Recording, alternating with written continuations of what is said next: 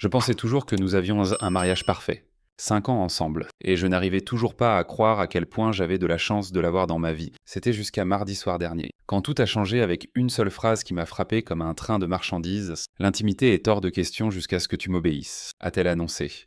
Sa voix étrangement calme alors qu'elle se tenait dans l'encadrement de la porte de notre chambre. J'ai ri au début, pensant que c'était une sorte de blague bizarre ou peut-être une suggestion de jeu de rôle. Le regard dans ses yeux m'a rapidement indiqué le contraire. Cela a commencé par quelque chose de trivial. J'avais accepté une invitation à dîner avec mes amis d'université sans la consulter d'abord. À ma défense, nous n'avions jamais eu besoin de permission pour des activités sociales basiques auparavant. Mais apparemment, cela avait franchi une ligne invisible dont je n'étais pas conscient. Tu agis comme si j'avais commis un crime. Ai-je dit, essayant de désamorcer la tension. C'est juste un dîner avec les gars. Elle a croisé les bras et s'est appuyée contre le cadre de la porte. Ce n'est pas à propos du dîner. C'est à propos de respecter mon avis et les décisions qui nous affectent tous les deux. Ce n'était pas la première fois qu'elle exprimait son mécontentement face à mon indépendance, mais c'était la première fois qu'elle utilisait notre intimité comme une arme. Quelque chose en moi a craqué. La réalisation que notre relation s'était transformée en une lutte de pouvoir m'a frappé d'un seul coup. Donc, tu refuses l'affection pour me contrôler, ai-je demandé. Ma voix d'à peine au-dessus d'un murmure. Je préfère penser que c'est poser des limites, a-t-elle répondu avec un léger haussement d'épaule. Quand tu commenceras à me consulter avant de faire des plans, nous pourrons reprendre nos relations conjugales normales. La façon décontractée dont elle a délivré cet ultimatum m'a glacé le sang. Je me suis souvenu de ces déceptions subtiles quand je choisissais de passer du temps avec ma famille au lieu d'être exclusivement avec elle. Les commentaires passifs-agressifs quand je poursuivais des hobbies qu'elle ne partageait pas, la façon dont elle m'avait progressivement isolé de mes amis qu'elle considérait comme de mauvaises influences, c'est-à-dire quiconque m'encourageait à maintenir mon individualité. Cette nuit-là, j'ai dormi sur le canapé, pas parce qu'elle m'y avait banni, mais parce que je ne pouvais pas supporter d'être à côté de quelqu'un qui pensait que l'amour était une transaction. Alors que je fixais le plafond, les souvenirs ont afflué. Comment elle se retirait émotionnellement chaque fois que je ne me conformais pas à ses souhaits. Comment elle me donnait le traitement du silence jusqu'à ce que je m'excuse pour des offenses perçues. J'ai réalisé avec une horreur croissante que cet ultimatum n'était pas nouveau. C'était juste la première fois qu'elle l'avait énoncé explicitement. Pendant des années, elle m'avait conditionné à prioriser son approbation au-dessus de tout le reste, y compris mes propres besoins et mon bonheur. Le lendemain matin, j'ai suivi les motions de notre routine. Café, petit déjeuner, baiser rapide d'au revoir, tout en ayant l'esprit envahi de questions. Comment n'avais-je pas vu ce schéma ? Combien de moi-même avais-je déjà abandonné? Et surtout, cette relation valait-elle la peine d'être sauvée? J'ai appelé mon ami pour annuler les plans de dîner, non parce que je cédais à ses exigences, mais parce que j'avais besoin de temps pour réfléchir. Son sourire triomphant quand je lui ai dit que je ne sortirais pas ce soir-là m'a retourné l'estomac. Elle a pris ma retraite pour une capitulation. Tu vois, ce n'était pas si difficile, a-t-elle dit, en passant sa main sur mon épaule. Quand tu considères mes sentiments, tout fonctionne mieux pour nous deux. J'ai hoché la tête distraitement, déjà en train de formuler un plan si elle voulait jouer à des jeux avec notre mariage. Elle découvrirait bientôt que je n'étais pas le faible qu'elle pensait. On ne peut pousser quelqu'un que jusqu'à un certain point avant qu'il ne cesse de reculer et commence à pousser en retour. Elle ne se doutait pas que son ultimatum ne m'avait pas intimidé pour me soumettre. Il avait réveillé quelque chose que j'avais supprimé depuis trop longtemps, mon amour-propre. La table qu'elle pensait contrôler était sur le point d'être renversée de manière qu'elle ne pouvait imaginer. Pendant les jours suivants, j'ai joué le jeu. Observant attentivement son comportement avec un regard neuf, c'était comme enfin mettre des lunettes après des années à plisser les yeux. Soudain, des schémas auxquels j'avais été aveugle sont devenus nets. Pendant le dîner ce soir-là, j'ai mentionné casuellement un projet de travail qui pourrait nécessiter des heures, le week-end. Sa réaction a été immédiate et révélatrice. « Tu ne peux pas sérieusement envisager ça », a-t-elle dit, en posant sa fourchette avec une précision délibérée. « Nous passons toujours les week-ends ensemble. C'est notre temps. Le bonus aiderait pour notre fonds de vacances, ai-je contre-argumenté. En l'observant attentivement, l'argent n'est pas tout, a-t-elle répondu, sa voix s'adoucissant en ce ton persuasif que je reconnaissais maintenant comme de la manipulation. À quoi bon des vacances si nous sommes trop déconnectés pour en profiter? Avant mon éveil, j'aurais reculé immédiatement, m'excusant d'avoir même envisagé de perturber notre routine.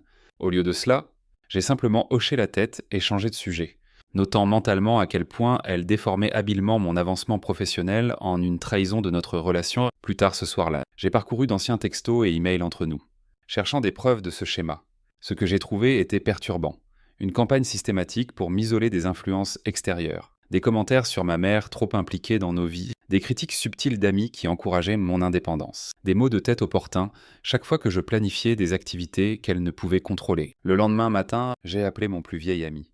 Quelqu'un avec qui je n'avais pas parlé depuis des mois parce qu'elle l'avait jugé irrespectueux envers notre mariage. Mec, je commençais à penser que tu avais disparu de la planète, a-t-il dit, avec une réelle préoccupation dans la voix. Tout va bien, je ne suis pas sûr. Ai-je admis. Les choses à la maison ont été compliquées. Elle a enfin montré son vrai visage. Hein? A-t-il demandé. Confirmant mes soupçons que les autres avaient vu ce que j'étais trop proche pour remarquer, il m'a rappelé des incidents que j'avais oubliés. Comment elle avait créé du drame pendant son mariage parce que cela détournait l'attention d'elle. Comment elle avait saboté un voyage de camping en prétendant une maladie soudaine. Pour se remettre miraculeusement une fois que j'avais annulé. Ce soir-là, un hardi par cette perspective externe. J'ai décidé de tester les eaux. Je l'ai informé, non demandé, mais informé. Que je rencontrerais mon ami pour le déjeuner le lendemain. Sa réaction a été nucléaire. Donc, c'est comme ça que tu réponds à mes préoccupations. En me défiant délibérément, je ne te défie pas. Ai-je dit calmement. Je rattrape le temps avec un ami. C'est un comportement humain normal. Les gens normaux consultent leur conjoint avant de faire des plans. A-t-elle rétorqué. Consulter ou obtenir la permission, ai-je demandé, adressant enfin l'éléphant dans la pièce. Parce que ce sont des choses très différentes. Ses yeux se sont rétrécis dangereusement. Si tu quittes cette maison demain, n'attends rien de moi pendant très longtemps. Voilà encore. La menace. L'utilisation de l'intimité comme mécanisme de contrôle. Mais cette fois, au lieu de la peur. J'ai ressenti un étrange sentiment de libération. Son pouvoir sur moi existait seulement parce que je valorisais notre connexion physique plus que mon autonomie. Que se passerait-il si je recalibrais cette équation? Je pense que je peux vivre avec cette conséquence. Ai-je dit, nous surprenant tous les deux par mon calme défi. Pendant un moment, la panique a traversé son visage. La première émotion génuine que j'avais vue d'elle depuis des jours, elle s'est rapidement reprise, son expression se durcissant en une détermination froide. On verra combien de temps tu tiendras avant de revenir en rampant. A-t-elle dit, en se tournant. Tu le fais toujours, cette nuit-là, allongé seul dans la chambre d'amis. J'ai fait défiler des photos des premières années de notre relation. Y avait-il eu des signes d'avertissement dès le début? Avais-je ignoré des drapeaux rouges à cause de sa beauté, de son charme, de sa capacité à me faire sentir spécial quand elle approuvait mon comportement? La vérité devenait inconfortablement claire. Toute notre relation était construite sur une dynamique de pouvoir inégale que j'avais inconsciemment acceptée. Mais maintenant que je pouvais la voir, je ne pouvais plus l'ignorer. Et avec cette conscience est venue une décision. Ce schéma prendrait fin, d'une manière ou d'une autre. Le déjeuner avec mon ami était comme remonter à la surface après avoir failli se noyer. Pendant 2 heures, j'ai parlé librement sans calculer les conséquences potentielles de mes mots. Pas de marche sur des œufs, pas d'omission stratégique pour éviter la désapprobation. Juste une conversation authentique. Tu sembles différent. A-t-il observé alors que nous finissions nos repas? Plus comme ton ancien toi, je commence à me rappeler qui était cette personne. Ai-je admis. Quand je suis rentré à la maison, elle m'attendait. Sa posture rigide avec une fureur à peine contenue. Je me suis préparé à la confrontation, mais au lieu de s'engager, j'ai simplement souri et suis passé devant elle vers mon bureau à domicile. C'est tout, a-t-elle crié après moi. Rien à dire pour toi. Je me suis tourné. Maintenant une expression neutre. J'ai déjeuné avec un ami. C'était agréable. Il n'y a rien de plus à discuter. Sa bouche s'est ouverte et fermée, clairement déstabilisée par mon refus de participer à l'argument attendu. Ce n'était pas dans son playbook. Elle avait besoin que je m'excuse ou que je riposte. L'un ou l'autre confirmerait son contrôle sur mon état émotionnel. Au cours de la semaine suivante, j'ai mis en œuvre ce que j'appelais en privé ma stratégie de résistance silencieuse. Au lieu de défier ouvertement son autorité, j'ai simplement commencé à réclamer des petits morceaux de mon indépendance sans fanfare ni explication. Je me suis inscrit à un cours de photographie qui m'avait toujours intéressé. Quand elle a fait remarquer que cela conflitait avec l'émission de télévision que nous regardions habituellement ensemble, j'ai simplement haussé les épaules et dit « Tu peux l'enregistrer ». J'ai repris contact avec des collègues pour des rassemblements après le travail. Quand elle m'envoyait des textos incessants pendant ses sorties, j'ai répondu une fois avec un simple « Je passe un bon moment. On parlera quand je rentrerai ». Puis j'ai mis mon téléphone en silencieux. J'ai rouvert le compte bancaire personnel que j'avais maintenu avant notre mariage, pas pour cacher de l'argent, mais pour créer un tampon financier. Une nécessité que je reconnaissais maintenant après avoir vu comment son humeur s'assombrissait quand j'achetais quelque chose sans consultation. Chaque petit acte d'indépendance était rencontré par des tactiques escaladantes. Larmes, accusations, voyager de culpabilité. Et bien sûr, l'embargo continue sur l'intimité. Mais quelque chose d'inattendu se produisait. Avec chaque jour qui passait, son levier s'affaiblissait. En retirant l'affection physique comme monnaie d'échange, elle avait involontairement brisé son sort sur moi. La frustration initiale a cédé la place à la clarté. J'ai réalisé à quel point mon comportement avait été motivé par le désir de maintenir son approbation, son toucher, sa validation. Sans ce mécanisme de récompense, je pouvais enfin voir le prix élevé que j'avais payé. 2 semaines après ma rébellion silencieuse, elle a changé de tactique. Je suis rentré pour la trouver vêtue de manière provocante, des bougies allumées dans tout le salon, son attitude complètement transformée. J'ai réfléchi. A-t-elle dit, sa voix mielleuse avec un remords artificiel. Peut-être ai-je réagi de manière excessive à certaines choses. Nous n'avons plus besoin d'être dans cette impasse. J'ai reconnu la stratégie immédiatement. La carotte après que le bâton ait échoué. Elle offrait une reddition temporaire pour regagner sa position d'influence. Une fois que je serai de nouveau sous son emprise, les conditions et les contrôles reviendraient progressivement. J'apprécie le geste. Ai-je dit prudemment. Mais je pense que nous devons aborder les problèmes sous-jacents avant de sauter de nouveau dans l'intimité physique. Son sourire séducteur a vacillé. Quel problème? J'essaie de passer outre. C'est exactement ça, ai-je répondu. Passer outre quelque chose nécessite de l'admettre d'abord. Nous n'avons pas parlé de pourquoi tu as jugé approprié d'utiliser notre vie intime comme mécanisme de contrôle. Le masque a glissé. Juste un instant. Un éclair de calcul froid dans ses yeux avant qu'elle ne se reprenne. Tu intellectualises trop. J'étais contrarié. J'ai dit quelque chose que je ne pensais pas. Ne pouvons-nous pas simplement l'oublier? En fait, je ne pense pas que tu aies dit quelque chose que tu ne pensais pas. Ai-je contre-argumenté? Je pense que tu as exprimé exactement comment tu vois notre relation, et c'est ce dont nous devons discuter. Elle s'est levée abruptement, abandonnant le prétexte de réconciliation. Donc maintenant tu es un expert en relations, à analyser mes mots comme un thérapeute. Non, ai-je dit calmement. Juste quelqu'un qui prête enfin attention. Cette nuit-là a marqué un tournant définitif, alors qu'elle claquait les portes et faisait un spectacle de son indignation. J'ai ressenti une émotion inhabituelle s'enraciner, pas de la colère ou du ressentiment, mais quelque chose de plus puissant, de l'indifférence, son approbation, son mécontentement, ses affections tactiques. Elles perdaient leur emprise sur moi. Je me suis endormi cette nuit-là avec une réalisation qui m'aurait terrifié juste des semaines auparavant. J'étais prêt à perdre ce mariage si le sauver signifiait me perdre moi-même. La table qu'elle pensait contrôler commençait à vaciller. Sa fondation affaiblie par mon refus silencieux mais persistant de jouer selon ses règles. L'email est arrivé un mercredi matin. Innocu. Pourtant changeant la vie. Le bureau de la côte ouest de ma compagnie avait besoin de quelqu'un pour diriger leur nouveau département créatif. Une mission de 6 mois qui pourrait devenir permanente. Le poste offrait non seulement une augmentation de salaire substantielle, mais quelque chose de bien plus précieux, de la distance. J'ai fixé l'écran, mon pouce accélérant. 3000 milles de séparation, une raison légitime pour appuyer sur le bouton de réinitialisation. J'ai transféré l'email à mon compte personnel avant qu'elle ne puisse le voir sur notre ordinateur partagé à la maison, ce soir-là. J'ai mentionné casuellement que quelque chose d'intéressant s'était présenté au travail, observant attentivement sa réaction. La compagnie étant l'équipe créative, ai-je dit entre deux bouchées de dîner. Il pourrait y avoir une opportunité d'avancement. Elle a hoché la tête de manière encourageante. Ça sonne prometteur. Une promotion serait bonne pour nous. Nous. Toujours nous. Même quand c'était clairement à propos de moi. Cela signifierait plus de responsabilité. J'ai continué. Délibérément vague. Des heures plus longues initialement. Son sourire s'est légèrement crispé. Eh bien, tant que ça n'affecte pas trop notre vie à la maison. Tu sais comment tu deviens quand tu es surmené. Tu te retires. Je me retire.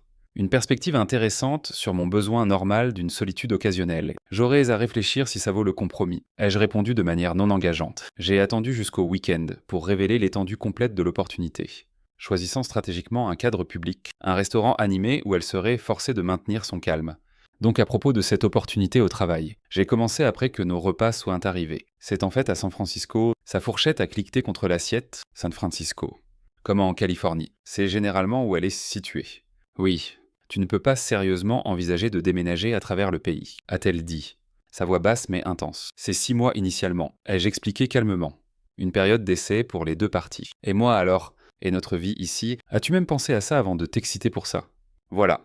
Pas une seule question sur ce que cela signifiait pour ma carrière, mes rêves, ma croissance. Seulement comment cela impactait ses plans, son confort, son contrôle. En fait, j'ai pensé que nous pouvions tous les deux le voir comme une aventure. Ai-je suggéré? Tu parles toujours de vouloir voir plus du pays, pour des vacances. Pas pour y vivre. A-t-elle sifflé? Tout mon système de soutien est ici. Mon travail. Mes amis.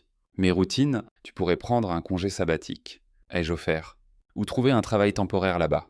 Silicon Valley embauche toujours des professionnels du marketing. Ses yeux se sont rétrécis. Tu as vraiment réfléchi à tout ça?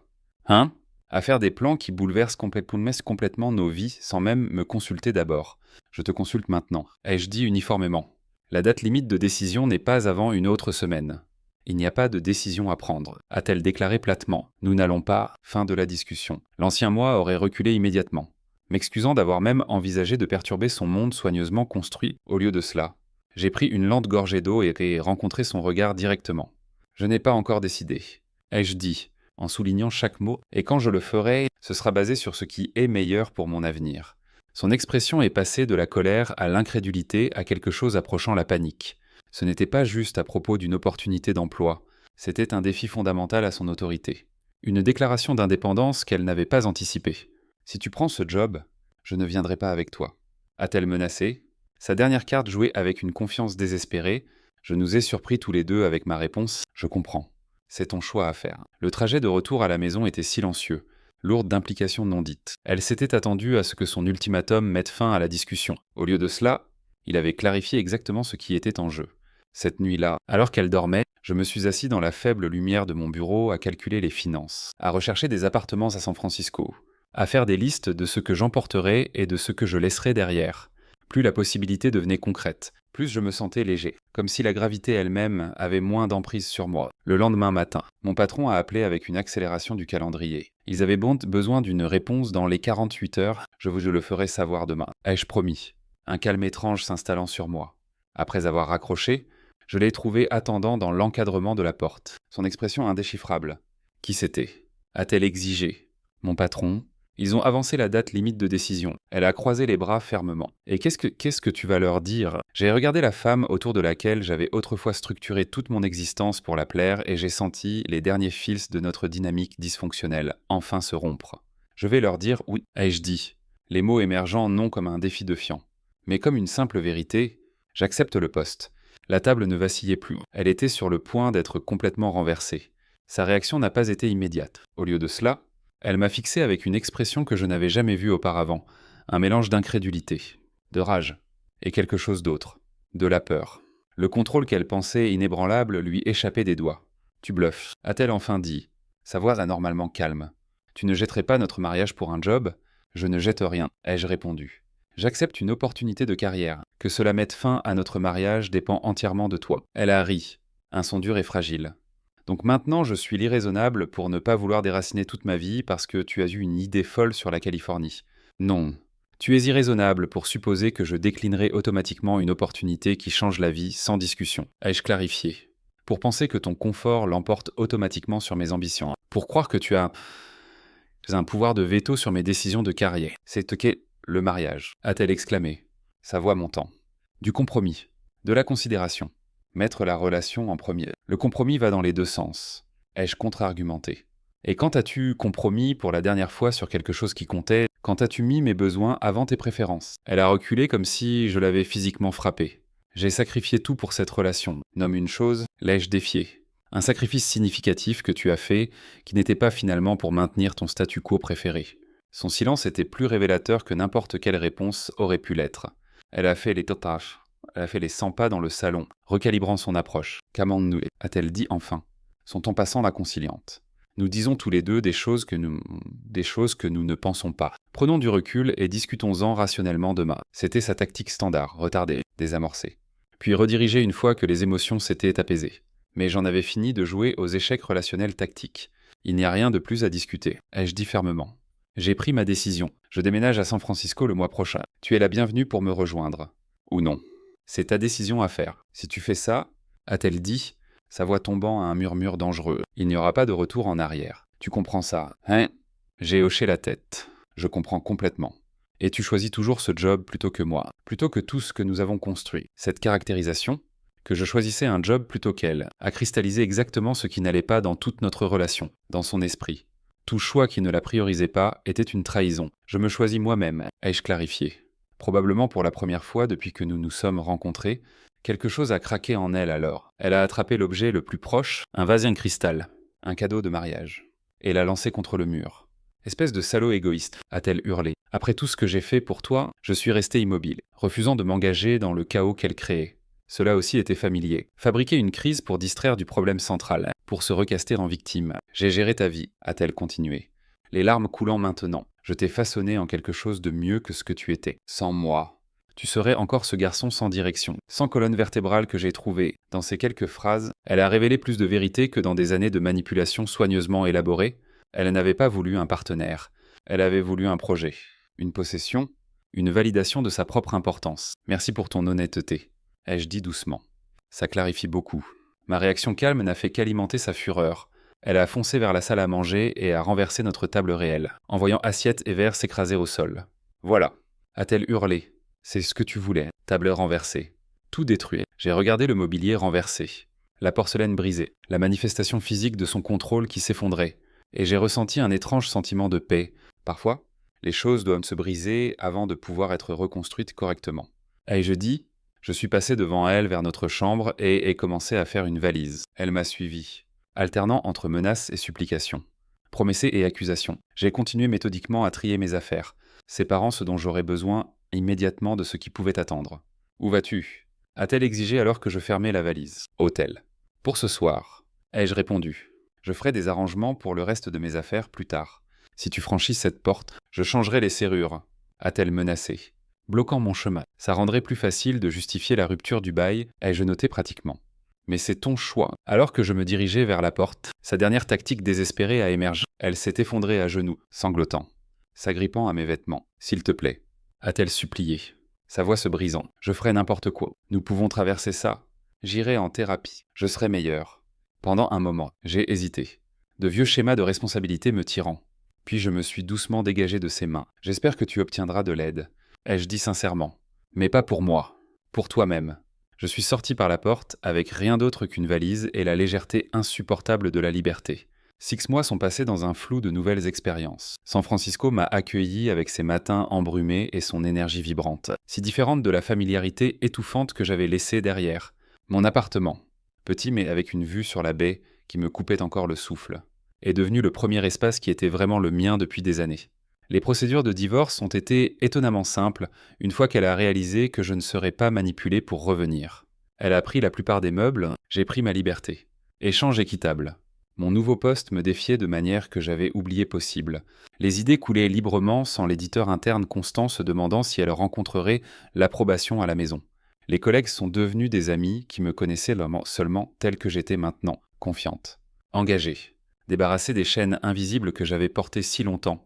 Un soir inhabituellement chaud, je me suis assis sur mon petit balcon à regarder le coucher de soleil peindre le ciel en nuances d'ambre et de rose. Mon téléphone a vibré avec un texto de ma mère. Fier de toi, mon fils. Tu sembles heureux à nouveau. Heureux. Un mot si simple pour la transformation complexe que j'avais subie. Ce n'était pas juste du bonheur, c'était de l'authenticité.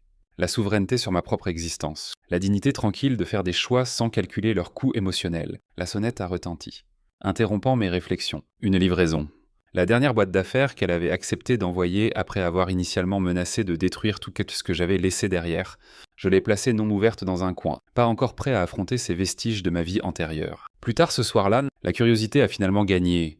J'ai coupé le ruban adhésif et commencé à trier le contenu. Des livres, des vêtements divers, la montre que mon grand-père m'avait léguée, au fond, enveloppée dans du papier de soie, se trouvait une photo encadrée de nous le jour de notre mariage. J'ai étudié nos visages, cherchant des signes de ce qui allait venir. Elle semblait triomphante plutôt que joyeuse. Ai-je réalisé maintenant? Et mon propre sourire portait une trace d'incertitude, comme si une partie de moi sentait déjà le marché que je faisais. J'ai mis la photo de côté et ai atteint le dernier objet dans la boîte, une lettre de son écriture. Contre mon meilleur jugement, je l'ai ouverte. Je ne comprends toujours pas pourquoi tu as jeté tout ça. Ça commençait. Pas de salutation, pas de politesse. Juste une accusation masquée en confusion. Nous aurions pu avoir la vie parfaite si tu avais juste apprécié ce que j'essayais de créer pour nous. Peut-être qu'un jour tu réaliseras ce que tu as perdu et reviendras à la raison. Je pourrais même te pardonner quand ce jour viendra. J'ai plié la lettre soigneusement et l'ai remise dans son enveloppe. Même maintenant, elle ne pouvait pas voir que ce que j'avais jeté était une belle cage, que sa vision de la perfection requérait ma diminution. Son pardon était une autre tentative de contrôle, balancée comme un appât pour me ramener en orbite autour d'elle. Il y a 1 an, ces mots m'auraient blessé. Déclenché la culpabilité et le doute de soi qu'elle avait si soigneusement cultivés. Maintenant, il confirmait simplement que partir avait été le seul choix possible. J'ai porté la photo de mariage à la cuisine, l'ai retirée de son cadre, et l'ai tenue au-dessus de l'évier. Pendant un moment, j'ai considéré de la mettre en flamme, un geste dramatique de finalité. Au lieu de cela, je l'ai simplement déchirée en 2, puis en quart, puis en plus petit encore jusqu'à ce qu'elle ne soit plus que des confettis s'écoulant dans l'évier. Certaines personnes appelleraient mon histoire un échec, un mariage effondré. Un investissement de 5 ans ne produisant rien d'autre que des leçons douloureuses. Mais debout dans ma modeste cuisine, regardant les preuves physiques de mon passé. Disparaître. Je l'ai reconnu comme quelque chose d'autre entièrement. Une réclamation. Cette nuit-là, j'ai rencontré des amis pour dîner dans un restaurant local. Des gens qui connaissaient des morceaux de mon histoire mais ne me définissaient jamais par elle, alors que nous rions et partagions des plans pour un prochain voyage de randonnée.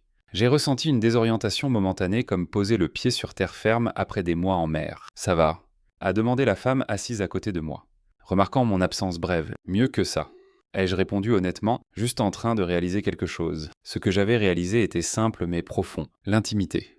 La vraie intimité n'était pas une monnaie d'échange à placer sur ou à retirer de la table.